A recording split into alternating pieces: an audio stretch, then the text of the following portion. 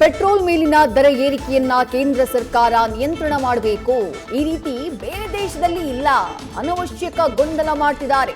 ಕೇಂದ್ರದ ವಿರುದ್ಧ ಸಚಿವ ಸತೀಶ್ ಜಾರಕಿಹೊಳಿ ವಾಗ್ದಾಳಿ.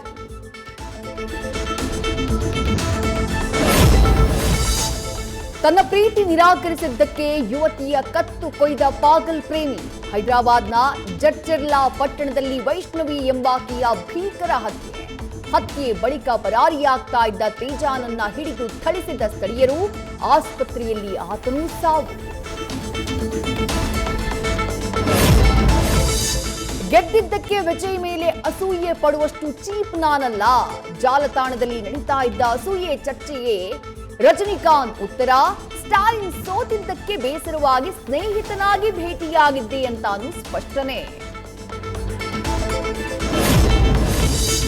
ನಡು ರಸ್ತೆಯಲ್ಲಿ 2 ಬೈಕ್ಗಳ ಮುಖಾಮುಖಿ ಡಿಕ್ಕಿ. ತಮಿಳುನಾಡಿನ ತಿರುಚಿಯಲ್ಲಿ ಭೀಕರ ರಸ್ತೆ ಅಪಘಾತ. ರಸ್ತೆಯಲ್ಲೇ ಹಾರಿ ಬಿದ್ದ ಬೈಕ್ ಸವಾರರು.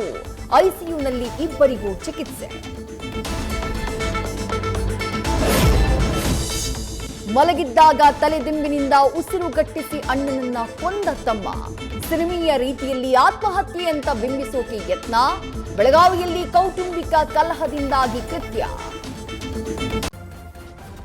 ನ್ಯೂಸ್ ಫಸ್ಟ್ ನಿರ್ಭೀತಿಯಿಂದ ನಿಮ್ಮ ಪರವಾಗಿ.